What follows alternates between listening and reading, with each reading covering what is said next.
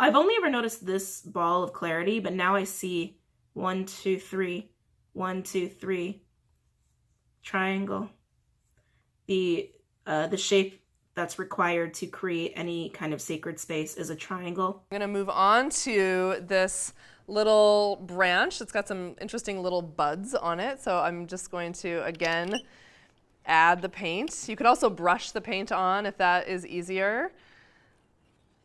And this is, again, a first time tool for me, so we'll see what happens. So I'm going to start by just pressing it. Whoop. It's exploding as we go. Okay, you know what? This is actually not really working. And so what happens when we're experimenting is that we figure it out as we go along. So what I'm going to do is actually, I'm feeling inspired to take these little parts of it off and try again with just the stick itself. And we'll see. We'll see, we'll see, we'll see.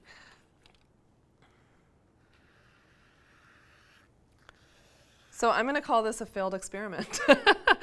And what I actually might use this for is doing more etching into the paint, meaning if I was using thicker paint, I could come in and do some really cool texture. So, you know, learning as we go is how we do it. So we'll set these aside, and I'm going to move on to some things that I'm a little more familiar with.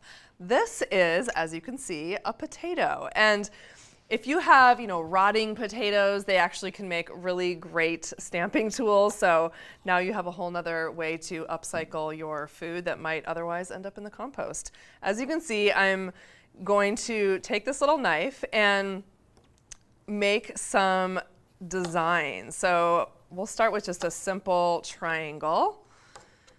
Obviously, you can carve up any shape you want, which is really fun because potatoes are really easy to cut.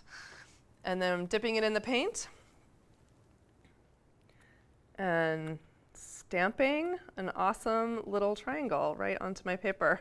I actually love how there's a little rotting little blemish in there because it's creating this little mark that makes, to me, the shape even that much more interesting.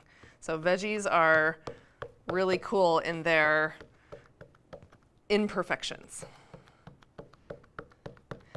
I also love how when I first started and I had lots of paint on the potato, it made a really clean impression, whereas the paint started to disappear and cause all kinds of variation, which I find to be really beautiful.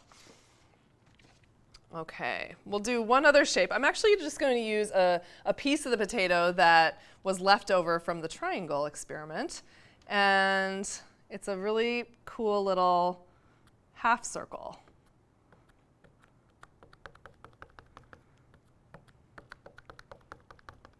Which is lovely. So I didn't even intend to make this one, but it ended up being a nice sort of leftover piece, and that's a great shape as well.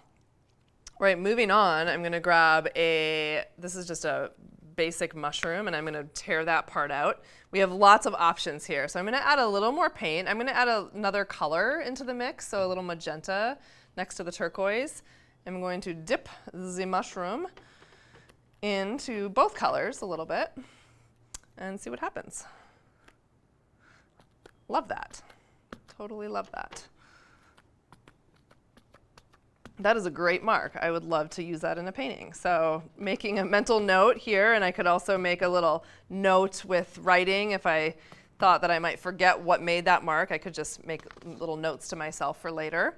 And I'm curious to see what happens if I actually cut this mushroom in half and play around with this cross section. Another interesting shape. And you could also work with things like dragging it, which actually makes a really neat, beautiful mark as well. And just for fun, we've got the little stalk of the mushroom. Might as well see what that does. Don't want to waste anything here. Oh, it made a little heart. I didn't. Oh, it's like a heart inside of a heart. That's amazing. Totally cool. And again, as the paint leaves the tool, it totally changes what's happening on the paper. So always good to sort of push the limits of each kind of mark-making device.